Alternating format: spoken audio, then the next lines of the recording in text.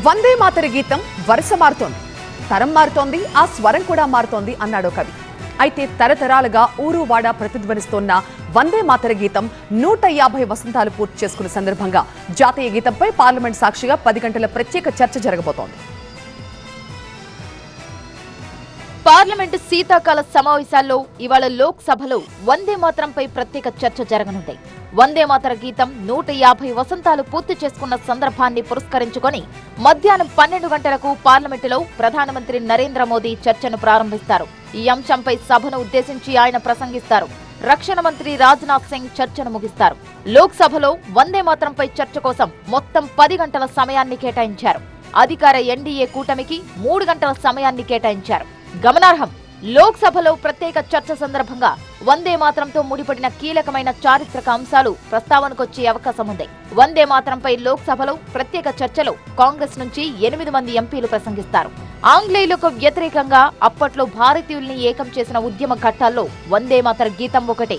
బకిం చంద్ర చటర్జీ రచించిన వందే మాతర గీతం అప్పట్లో భారతీయుల్ని ఉర్రూతలూగించింది. అయితే గీతంలో హిందూ దేవతల్ని కీర్తిస్తూ ఉన్న చరణాలపై స్వాతంత్ర్యానంతరం కొన్ని అభ్యంతరాలు రావడంతో అప్పట్లో నెహ్రూ సర్కార్ దీన్ని కుదించింది. దేశవాసులంతా ఎలాంటి అభ్యంతరాలు లేకుండా పాడుకునేందుకు వీలుగా గీతంలో ఈ మార్పులు చేసింది.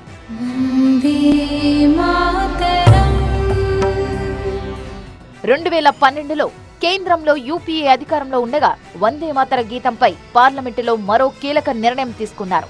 అప్పటి మన్మోహన్ సింగ్ సర్కార్ రాజ్యసభలో అభ్యంతరకర వ్యాఖ్యల జాబితాలో వందే మాతరాన్ని కూడా చేర్చింది.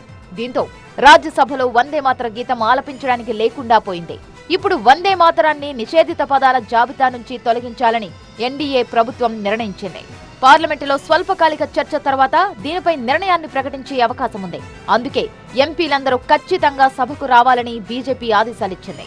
వందే మాతరంపై మంగళవారం రాజ్యసభలోనూ ప్రత్యేక చర్చ జరగనుంది. ఈ చర్చను కేంద్ర హోంమంత్రి అమిత్ షా ప్రారంభించే అవకాశాలున్నాయి.